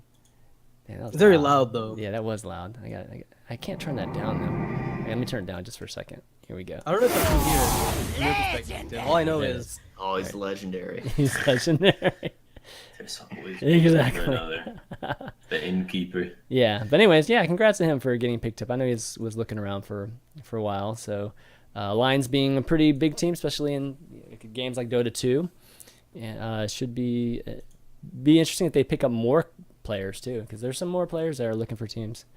There's not just LG out there. It's always scary when new orgs pick up Hearthstone that don't have like a card game team or anything like that, because my experience when I was just joining kind of teams that never had a Hearthstone team before, they're like, all right, you're the best in the world, right? And I was like, I'm the best in the world, man. And they're like, all right, win. And I was like, what? Doesn't work like that. This is Hearthstone. This is Hearthstone. Like, why did you lose? Did you not practice enough? I'm like, I practiced a lot. And they're like, well, you lost. And I'm like, I know I lost, but it's a card game. You can't win every time. And they're like, why are we paying you? So it's a bit tricky and a little bit different, and some people don't really know what to expect with that. So hopefully, I'm sure Alliance being a big org and all that stuff kind of knows what they're getting into with Hearthstone as far as that goes. But that can be kind of an adjustment period for a lot of esports managers when they kind of take their first step into Hearthstone, because it's a very different beast than a lot of the other kind of esports scenes. Yeah, absolutely. Okay, well, why don't we talk about some decks? We spent a lot of time talking about just the news and whatnot. So we've got a few decks that I think would be pretty fun to talk about. I have a couple that, just a couple that I've been playing with this week that have been pretty fun and might be pretty good discussion points, just given some of even the changes today. But first one I have up here is this Reno Lock, this Medivh Reno Lock, and I've talked a little bit about it before, but at least a Reno Lock. But this one is more dragon centric. And given that Yogg is being nerfed, there's always been this eerie similarity with Doom and Yogg, for me when I'm playing this deck, especially with Medivh, because like I get a minion at the end of it too, and basically everything happens good. That's good, right? Like I get to draw cards, get to remove board, and I get a 10 drop, whenever I play this. And a lot of people, like when they watch my stream or whatnot, they notice the same thing. So. I kind of want to see what you guys think, obviously, of the deck, but also of just Doom in general. Like, how close is it to being something to be played in competitive? I like seeing it with Medivh. I think that's a really solid idea. Like, being ahead on board at the end of your board clear instead of them developing on empty boards, a big difference. I think it makes a lot of sense in the deck. How close is it to being a competitive card? Pretty close. I mean, like, I think if it were 9 mana, I'd be more likely to play. I think that the main thing holding Doom back is just kind of Reno Lock not being that good right now. Like maybe if they unnerfed Molten Giant, because Arcane Giant's a thing. So the Molten Giant nerf is just confusing to me at this point. It gets really weird. It really, it really is. Yeah, as a control card, right? You can only really play it in sort of control-y sort of decks, and they're like, control decks getting 0 mana 8/8s. Everyone loves control decks. Let's take that away. And then they're like aggro decks. Everyone hates that. Let's give them a 0 mana. 0 mana 8/8. Yeah, that was a surprise. That is a very interesting decision there from their part to kind of go that line with it. But Control Warlock, it's really not in a great position right now. And part of that is just because the hero power is so powerful, a lot of the control tools for Warlock are on almost Hunter power level as far as control cards are concerned. Mm-hmm. Like their board controls and all that sort of stuff are like really, really weak without having Dark Bomb or anything like that. Their just ability to control the board early is really bad. And with Shaman being a popular deck and Druid being a popular deck, if you let those decks run rampant and don't control their board, they're going to kill you. Mm-hmm. So I think Control Warlock's in just like a terrible spot, and that's why these sort of decks don't see competitive play. But if the meta changes or whatever, and there's a lot of warriors, this will beat the hell out of some warriors. Like, it does. It definitely no questions does. Asked. Yeah. So it's just like the too fast tempo oriented meta is too good for a lot of the Warlock's control tools. Yeah, it wasn't that long ago that Reno Lock was good. I mean, I remember when Frozen was playing not too long ago, and I mean, even when Frozen was playing, I don't think it was good. He was just queuing it up on ladder, and he would hit warrior every time, and he'd verse 9 warriors in a row and hit number 1 legend. But like when he missed warriors and versed a shaman, he died on turn 6. Like, yeah, that's true. But it's definitely a fun if you're not running into a lot of shaman. I mean, you definitely have those days where you do run into a lot of them, but when you don't, this deck is a lot of fun, and Warlock's just got that. It's one of the few classes that have those really power Medivh mana costed spells. Like there's not many that have 10, 8, and 6, and there's even there's 5. I mean there's certain mana levels where the minions are actually good if you like have a randomly generated one, so or randomly summoned one, and that's one of them. Zalae, you're crashing again. Okay, Mike's freaking out. No big deal. So okay, yeah, that's the first one. The next one I wanted to bring up was the a dragon shaman deck, and I'm bringing this up mostly because people have been asking me about it because I referred to it last week and I didn't really show it. So this is kind of similar to that control deck I had a while back with or actually no, just the dragon deck that I had before, but this one's a lot later game. And it's more of a control shaman, and it's got all the dragons. It's got actually, this one it's got the elemental destructions, all the removal basically, and then it's got just Alex Strada and Rag at the end of it. So the reason I bring this up is just because I still have Tuskar in there because I didn't change it, after the change today. Does it affect anything with this? I mean, people still going to be playing things from below in Tuskar, right? In terms of all shaman. Sure. Yeah. Seems fine. Yeah. Okay. The one thing I would talk about with this deck is, do we need Netherspite Historian? Can we beat Control Warrior with our current value, or do we need extra I've value questioned that too. Yeah, it's like if we can beat Control Warrior with the current amount of value in our deck, then those should be Doomsayers. So that's a good point. so that we to can go beat more aggro, the right? usual control list, and I think it's fine because you're also making it so you have less dead cards because Netherspite Historian requires you to have a specific type of hand. Which, if you take it out, if you need also it to helps. beat Control Warrior, though, then you kind of have to keep it in there so that you can kind of sure up that matchup. Yeah. I mean, I guess if without Thunderblood Valiant, I guess it makes the whole totem stuff less threatening. That's like, there's no right, Flame yeah. Tongue, there's no. Yeah. I mean, I had Tuskar in there honestly, mostly just because it's just too good not to have in there. Like it's just like the best 3-drop I can get, and I can get card draw from it potentially, and so there were definitely some hits that I could get with it. But now it's definitely purely just the things from below play, and maybe I can get it with a Lightning Storm, just with Air Totem. But it's The thing about Tuskar is if you high roll a totem, unless it's Totem Golem, you kind of need to have board control to really value that high roll. And you're literally never going to have board control with this deck because you just don't have really a curve that's going to go in for that. So Tuskar Totemic definitely drops a lot in value in this sort of curve. So you could maybe think about cutting those for also Doomsayers or something to make it so that Aggro Shaman and Zoo and that sort of stuff doesn't just run you over. Even Stormcrack, I think, would be like Stormcrack's pretty good. Stormcrack's not bad. This is the type of card that would fit the deck, I think. Blood Mage, Thalnos, and Spirit Claws, that kind of setup going on. You have Azure Drakes already, so if you cut both of the Tuskar Totemics and the Acidic Swampus, drop in a Thalnos and 2 Spirit Claws, early game board control just goes through the roof. Yeah. It is. I think it makes a lot of sense. So, it's more control based again, right? Oh, then the question becomes how consistently do you need Bookworm at that rate, right? Like once you've established all this crazy board control early, how often do you need the 6-drop to clear stuff? It's not so much the Bookworm as it is like Elemental Destruction and following it up with something behind it, right? Like things from below or that sort of thing. No, I get that. My point is once you add all the removal, if you cut the early game, how often do you need it? The extra bit from Bookworm, and is it not just a better to have Fire Ellie on top of Blackwing Corruptor? Well, if you go Fire Ellie, you don't have enough dragons. You only have 1, 2, 3, 4, 5 dragons. 5 dragons to enable the Corruptor. You need 7 to 9, a lot of the time with Dragon decks, especially if you're gonna want to be able to hit Corruptor with any sort of consistency. Yeah, it's pretty interesting. I like the list. It's a fun deck though. It does well actually. It's surprising how much heal you actually need in the current. No one's expecting it. That's for sure. Most people are definitely going to be like, all right, Shaman, Aggro Shaman, Full Mulligan, face. super defensively, or it's mid-range Shaman. They're going to try and snowball up board, Mulligan super defensively, and then this Shaman's just going to be like, Totem Pass. Totem Pass. What's going on? I'm so confused. Exactly. All right, well, let's talk about a Cthulhu deck that Firebat has here. He calls it the Cycle Priest Cthulhu deck. So this one's pretty dirty. So why don't you walk us through this?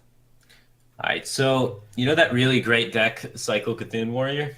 This is that, but in priest form, basically. So the main goal is to try and draw cards while buffing your Cthulhu, and then you play Cthulhu, they kill Cthulhu, and you get an Emperor discount on either Brand or Doomcaller, and then you brand Doomcaller, get 2 additional Cthulhu's, and then play your Cthulhu's. So you have a bit of flexibility with things like Forbidden Shaping being able to be used as an 8-drop against Control Warrior, or also being able to use as a Wild Pyromancer proc for 0 against aggro decks. And then you try and draw with Northshire Cleric, Wild Pyromancer, Spell, Sealed Circle. That's like your main draw engine combo. So you play your Loot Hoarders and your Thalanos and your Acolyte of Pains and all that sort of stuff to try and find that draw combo. And then you get that draw combo off, which then draws basically your entire deck. And then you get a big Wild Pyromancer combo off with the second Wild Pyromancer to try and clear. And then you play your Cthulhu cards, heal for 10 maybe, Cthulhu them, and then Random Caller, and then Cthulhu them, then Cthulhu them. That's dirty, man. That is dirty. It's pretty fun. I had a very positive win rate on the Legend Ladder on stream, so I was able to get like 8 and 3 on Legend Ladder. That's pretty cool. Really good, yeah. And, I was able to beat a Control Warrior that on turn 5 was at 60 life because he had gained 30 armor because he had 2 Armor Smiths on the field for some reason in his Control Warrior. And I went Cleric, Wild Pyromancer, Power Word, Sealed Circle. So you can imagine there's a lot of Wild Pyromancer procs going off on these Armor Smiths. So by the middle stage of the game, he had around 80 life. And I was still able to just make 8 drops with Forbidden Shaping and then slam 3 Cthulhu's down. And he eventually ran out of single target removal, and I just killed him. So it's definitely got some late game potential, as well as also being able to beat, Zoo and Aggro Shaman with the Wild Pyromancer combos for early game board clears. So it's pretty flexible. I will be playing that tonight for sure. This sounds like a lot of fun. Holy crap! All right. Speaking of priest decks, Noxious has another priest deck too. Spawn mine's a little of bit more confusion. Okay. So this is just a deck I used to run aggro It's his priest dream, back when dude. Shadow It's Bomber Noxious' was a dream. thing, but Yeah. I'm using Confuse now. Yeah. I used to play Confuse for the whole Murloc shenanigan where you just have fun with Murloc Priest, just for fun. I ended up turn 5ing a Control Warrior, I think 2 days ago with Murloc Priest at rank 2. The guy was pretty pissed, I imagine. But then I realized I could probably play Confuse in a more standard type of aggro deck, and I ended up coming up with this where Arcane Anomaly replaces the Shadow Bomber from a while back. And the reason behind the card is just it keeps getting buffed, and it's the type of card that actually just sticks around forever. If it ever gets buffed sufficiently with Powered Shield, that 2-attack minion is just an unremovable Twilight Whelp that doesn't require Dragon Enablers. And it keeps getting stupider and stupider as you play more spells with it, which is kind of cool. But the Priest of the Feast is actually what convinced me to make the deck again, because I used to run Alkanai in that place, with the Circle of Healing in the deck, being that it's just good, and I used to include Wild Pyro for the cycle to get the Spawn of Shadows, and I played Flash Heals, but that was more of a mid-range Priest at that stage, which is just cycling for burst, and it played like a normal Priest. I wanted something more minion-based, so I played 9 one-drops with the Sir Finley, and Mind Blast, Holy Smites for spells, and Finisher with Leroy Holy Fire at the top end, and it's not a deck that's going to get you to top 10 legend, but it certainly can climb, and it's really fun to see people's reaction when they see the amount of one drops you're running and how they just can't handle them. A young priestess is so stupid and so bad until you just hit something with it in priest and you power chill, and then suddenly you have a minion that never dies, and it just goes to show just how scared Blizzard probably is of giving priests good board control. If you ever have it happen, it's just disgusting. Nobody can take it out, and it's really dumb. What's the average damage of Confuse in this deck? So far, I'd say every single game I've played, it was at least 5.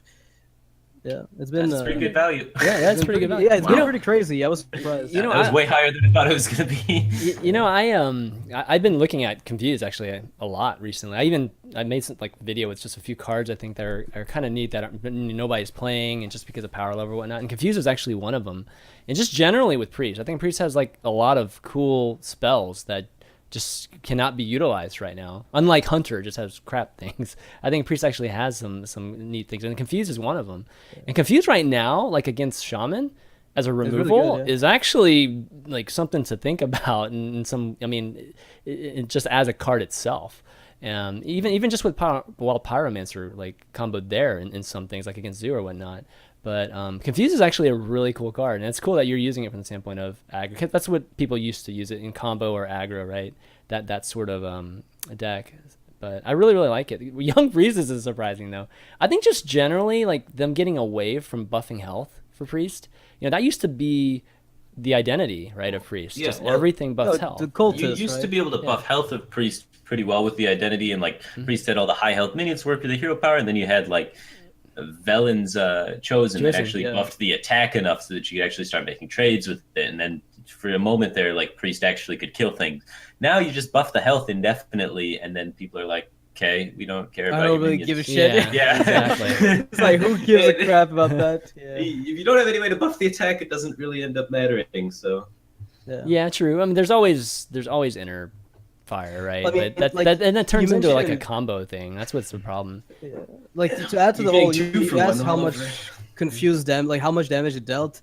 Like to the face, like I'll go with 5 if you set it up properly. But the thing is, so often you can use it as damage on minions, right? Like that's the other big component to it that I found more important, even like that's in what most you mean. spots. Mhm. It's just like you Kill some you totems, reverse, Yeah, like Yeah. you wipe an entire Doomsayer. board of totems, and it's just really solid in that way. cool. Yeah, Aggro Yeah. Priest. fun Good stuff. stuff. Aggro Number priest, one man. That's the legend, dream. Aggro Priest. That is like Noxious' dream, man. Aggro priest. The That's day my that- dream, dude. It is. It seriously is. It is. I really want one day. That would definitely be cool. All right, well, we're gonna move on, talk about some of the events that happened this past week. But before that, I want to give a big, quick shout out just to all the folks on iTunes and Patreon. Big shout out to Animal and New York Jets fan 723 for a couple of 5-star reviews.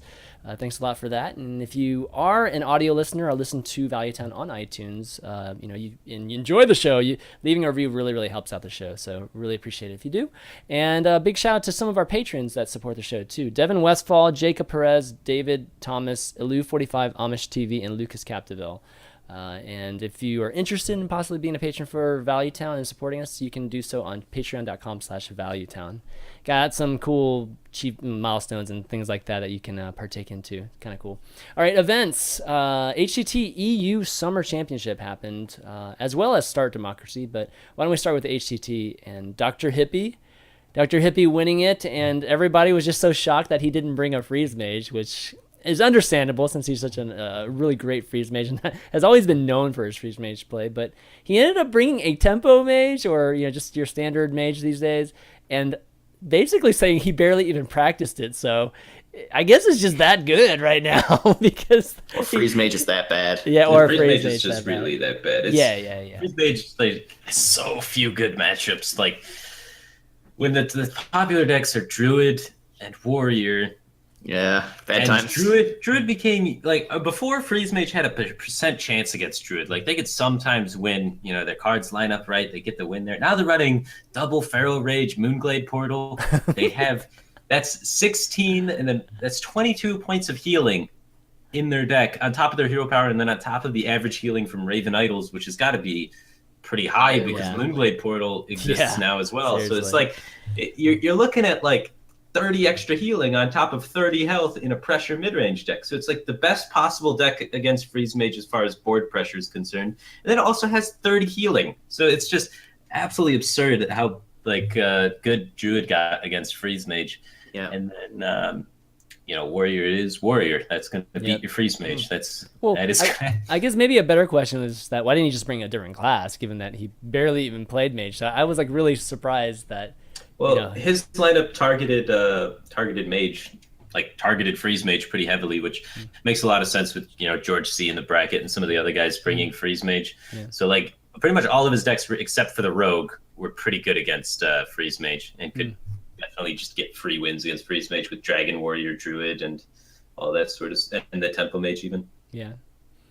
So what do you guys think overall? I mean, kind of what you expected. I picked Dr. Dr. Hippie to win. Like I picked the finals to be George C versus Dr. Hippie, and I picked Dr. Hippie to win. Like before everything. You're such So, a prophet, Firebat. I had no idea who the other guys were for the most part. didn't I know talked who to they them were. briefly. I knew who George C was. man. I talked to him before. I know who Dr. Hippie was. I've been at a few events with him before, talked to him in person before.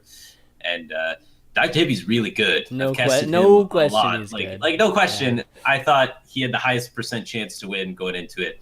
Like, I've casted him play before. He's a really solid player, makes a lot of really great decisions. Really nice guy in person, and thinks about the game in a cool and interesting way. Like, he's not one of the players that's just like, yeah, these decks are good, I'm good at them, I play a lot. He's like, even when I've talked to him, he doesn't even speak English that well. And like, you can understand that he understands the mechanics behind the game and the reasons why the things he's playing are good and whatnot, rather than just admitting that they're good. Yeah. So I think he's a smart guy and a good player, and I expected him to win.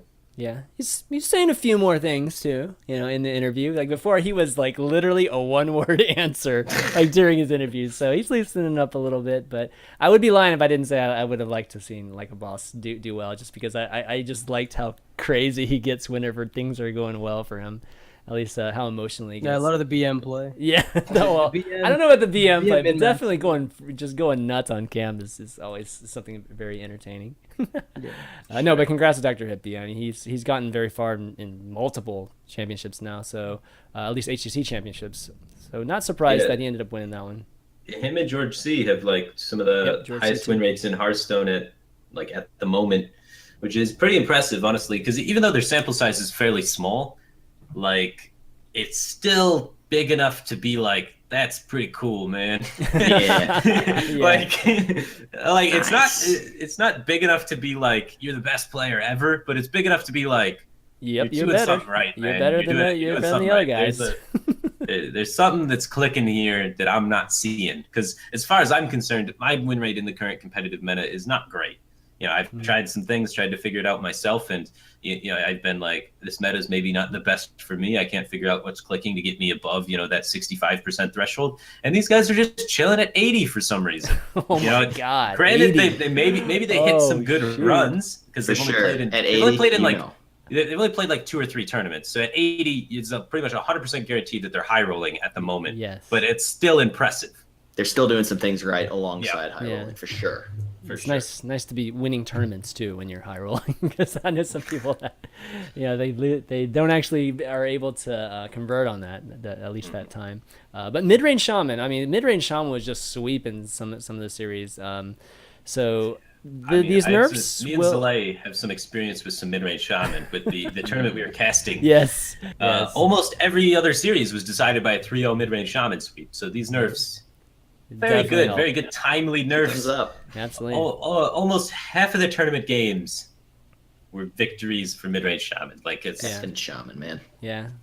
Well, let's talk about Star Democracy. So the Star Democracy, for those of you that might not have been watching, it was the ONOG and VGVN tournament that banned Yogg and Tuskar. It was invitational only, so we saw a lot of our favorite players and streamers and whatnot battling it out. And Strifeco ended up winning with a pretty cool Hunter deck, right? At least I don't know how many wins he actually got with it, but it was a lot. Actually, did he get a ton of it? He had a few 3-0 sweeps with the. Nice. Did he? I missed the 3-0 It all sweeps. started with an Azure Drake explosive trap. Oh yeah, I saw that. That was awesome. He was dead to dogs. That was awesome. I missed it. I was casting it. Yeah. And, yeah. It could have been played around, but just everybody missed it. Dog missed it. I missed it, and Strifeco was laughing. Trap stopped some 6-3. Yeah. Blue kills. Yeah. Dog needed to attack face with his Ashbringer first to proc the explosive trap, right. and he plays anything and just goes face and kills Strifecrow. But he's like, well, he's got explosive trap up. I know that for sure. But that only does 2, so all my Murlocs will live because there's two war leaders buffing him up. Then that Azure Drake's just sitting there on the board. Oh, and slayed all those Murlocs, man. Yeah. So what people are wondering what we're talking about. So Strifeco actually ran a Hunter deck that had Azure Drakes and had a Curator, obviously, to draw into those Beasts and Azure Drakes. It ended up being like quite an effective deck. When I was watching him, he was winning like maybe half the game. So like obviously he had some sweeps too, which is pretty amazing. But yeah, overall he ended up playing Hoy in the finals. Ended up winning the whole thing, obviously. But what are some of the trends that you noticed, just generally in the deck? If you removed Yogg and removed Tuskar altogether, which maybe this is going to be the new world, right? This is going to be what it might be like a little bit at least. Removing Yogg from the game buffs Shaman the most. Mid Shaman, right? Mid Shaman is really good when Yogg isn't in the game. Because if we looked at Mid Shaman, and pretty much every game Mid Shaman lost was like at least 25-40% of the games Mid Shaman lost somewhere in that range was to Yogg, because Mid Shaman builds a board, goes all in on the board, and if Yogg comes down on exactly turn 10 and removes that board, then Mid Shaman's got to build all of that up from ground zero and likely loses the game. So Yogg is just crazy effective. Yogg was in the Warriors that countered Mid Shaman. Yogg was in the Druids that countered Mid Shaman. and those were the only decks that countered mid shaman. So with Dude that didn't gone, have mid shaman, not at all. Warrior like it was I think warrior, it I was guess. mid No, shaman. the warrior with Yogg was the counter to mid shaman that Yeah. most people were bringing. Yeah. And with that gone, no one in that tournament after the nerfs will have a counter to mid shaman. So we have to hope that the rock fighter. And the I don't think tournament. it does. I don't think it I does. don't think it like, does the either, Wicked man. Witch Doctor. I think mid-range Yeah. Shaman's just it's probably even better after the I think change. it all the actually nerfs just got come a in. buff as well. I think it will be tier a 1. lot better. God. Tier we don't want zero, to the see best very much deck in the shaman, game. guys. We're having a problem with the amount of You're gonna shaman see being more played mid-range, right less now. aggro. And- That's like the biggest meme ever, though. That like the card that everyone hates is the card that was oppressing the deck that everyone hates. Like the thing that was holding mid-range shaman back the most was Yogg.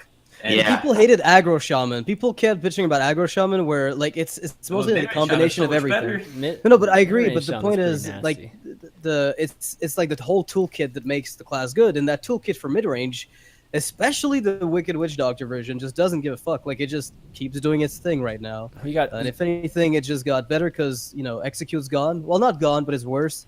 And you have Call the Wild, which also, for all it matters, which is very little, doesn't exist. So now Mage doesn't have it in Yogg, like Yogg Mage, and Druid doesn't have Yogg anymore. So it's like, oh, I guess we're playing mid range. it's way just- harder to stop mid-range shaman's How do you- board once they start yeah. snowballing. How do you remove board when you've got a bunch of 4 You play health and Brawl. 5 health minions and 6 health It's like- minions and Thunder Bluff? The It's only like, answers now to like the snowballed board is 1, stop it before it happens, which if you wow, we got storms over here. use either Brawl or Flame Strike, right? Is there any like Equality Consecrate from Paladin, I guess? But it's just like when you're forcing decks to have to play these sort of things, or these sort of archetypes have to be played against you, otherwise they have to just race your deck down. Yeah. It's very detrimental to the meta. It's like going to cause people to have to shape their decks around, the power of mid-range shaman. Yeah, and It's crazy that Control Warrior was showing up with Yogg. Like that's Yep. that's the Yeah, world we that's- live in. yeah. Control Warrior's Yeah. like, all right, I That's got true. 2 Revenge, 2 Brawl, 2 Ravage and Ghoul. That's This true. is not enough AoE to stop the mid shaman. I need a Yogg in here. We're gonna It's build like I a could card play out of this. Deathwing, but nah, fuck it. Time to play. It's so hard to race Magnetar down Alpha, mid-range baby. shaman too, because if you try to play the aggro strategy of kill them before they start developing their board control You and can't. snowballing it, It's well, like- Spirit Claws, Maelstrom Portal, They will just wreck Aldos you. to give that Totem stuff spell Columns, power. dude, it's like Totem Golems, like they have just all of the best early game board control tools out of any class. So then you start being like, well, I guess I'll aggro shaman down your mid-range shaman. Like that's why that becomes the reality. that's why Elemental Destruction can be like such a beautiful card. But because I think I it's guess the like control there's a- shaman yeah, for mid-range shaman. right, exactly. I think Control Shaman's actually a really good way to handle all Next- that mid range. Next in competitive meta, Man's Dragon Shaman. Oh my god, Honestly, that the would big be problem awesome. I have right now is that the best control deck I foresee is like Control Shaman, and that doesn't really deal with mid range since it's also a shaman. Well, the issue with Control like, Shaman what? is a lot of the times the win condition you lean towards is like some sort of N'Zoth end game, and that gets Sure. farmed by mid-range Shaman because of Hex. So that's why I'm saying maybe ChanManV's Dragon Route's the way to go. Let's do it. Play around Hex, get some Nefarian action. There you in go. Get in or something. everywhere. Keep those historians in there. Just get 3 Aceras. It's cool, man. It's like There that's you go. enough for Priest. late game for you, right? You outlast their Hexes with the Or late Nef- game, and then exactly, right? Could you technically play Priest? Like realistically, like, realistically, it no. didn't get nerfed. You will Executes out. You can wipe the board. I mean, you have Doesn't really you Priest have some get of the No, you will die. Priest has some of the better board clears in the game, but Yeah. Yeah, it does have. You mean you're gonna have to have Pains line up with Thunderbluff Valiant's Totem Golem still just kills you because you But there's can't no paint it if Thunderbluff. you're trying to save No for more Thunderbluff. Tuskar Totem Golem. Like we could just put that to the side for a little bit, and like Like, that's one the less biggest garbage issue with after Priest you is, get like, everything biggest too. problem. In the middle of the game, a lot of Crazy. times a Flame Tank Totem hits the board. You don't have an answer for it, and you're dead. Yeah. They Flame tempo Tank's hex hard. one of your minions, and you're behind on board for the entire game, and you're dead. It doesn't matter how many times you sweep when they it because they dude, just nothing reload. feels Just worse reload, than when they yeah. hex your injured. You have Master. no You're way in just Priest fucked. at all to swing the tempo back. There's just no card. Every time you board clear, you give them 5 mana or 6 mana to reload the board. And your tempo swing is Alchemy Circle, leaving behind the 3-1. So sad. And then they Spirit Claw it off and reload the board with 5 Reload mana. the board again. And the things like the Spirit Claws deal 18 to you over the course of the game. If they like, that's one of the big things that I hate is like when I look at this card and I think, all right, I'm not gonna feed them a minion. Then at some point, they just go, well, fuck it, I'm swinging face, and I'm just looking at this like a 3-turn clock of 9 damage coming in, and I can't stop Yeah, it. I mean, you're Priest. You're the 3rd best You're the- healing deck in the game, so you And really you still can't suck. take that much face damage. Yeah. Like Druid and Warrior, Heal Druid, more. Warrior, and Paladin are all better at healing than Priest. Yeah. Top So 4 Priest, though. Priest is in the top 4 for healing. Of Like, the 4 healing what is classes. Priest good at? It's not Actually, even the wait, best at healing stealing wave. cards Healing either. wave is better. It All right, used to It's the it's the 5th best healing class in the best game. healing class. And it's not the best at stealing minions because Rogue's better at stealing minions. Now, what God is damn Priest it. good at? Priest of the Feast has helped with that. It's that really aspect good of at it, losing. but, Like, but Yeah, all things nails considered, it. Priest is the They're number fucking 1 best sick. deck at losing. If there's anything Priest is good at, that's it. But other than that, they have nothing that they're the best brutal. at. Like nothing. brutal. Resurrect. Well, Resurrecting. remember, And Yeah, yeah. Onyx Bishop. They All got right, 2 sure, ways to do it. sure. They're the best class at resurrecting things. Yeah. Remember what I want to see in That's Priest? such a niche angle to go for. Yeah. Yeah, I'd like to see one mechanic added to Priest, which would make the class cool. Is the idea of like a pacify effect, where you give people the debuff of Ancient Watcher, so you actually use that as a means of controlling the board without Do clearing it. like statue petrify things petrify, or whatever. Yeah, exactly, you petrify something basically. Yeah, That'd be Sure. kind of cool. Yeah, I That'd be remember. pretty cool. I remember the days. It was so long ago when Priest was actually the counter to Shaman, with all its Yeah, because removal. it was Now the best it's- at doing board clears. But and then it'd be Shaman. isn't horror the answer to Shaman? No. No. You can't play it in so many matchups. I Like, know that's what the problem with it. Priest It isn't the sucks. best at board clears either. Like, Warrior's better at board clearing than Shaman's Priest. better. Jesus. Shaman's better at board clearing than Priest. All right, I think we made our Like- point there. Priest's not good at anything. Just pick something Yeah. and make them good at it.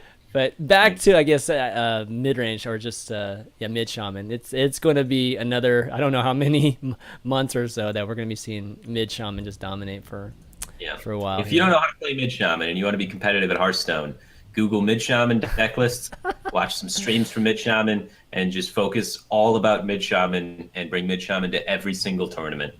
And Alt F4 Shaman might beat it, but that's it. The You should- AP drop, not the Nazoth route, like the AP drop Shaman. That actually beats mid range consistently. when all I know does is it when beat you other only things. Yeah, Like, it beats a lot of stuff. I was surprised, but it's actually really good. I think it doubt got better with Shaman all the is going to nerfs. be out of the meta until the next expansion hits. Yeah. So I think you should definitely Yeah. invest the time to learn mid-range Shaman very, very well. Perfect it if you don't know how to play it. And as well as Yoggless. Those are the 2 main competitive decks that you should be able to play.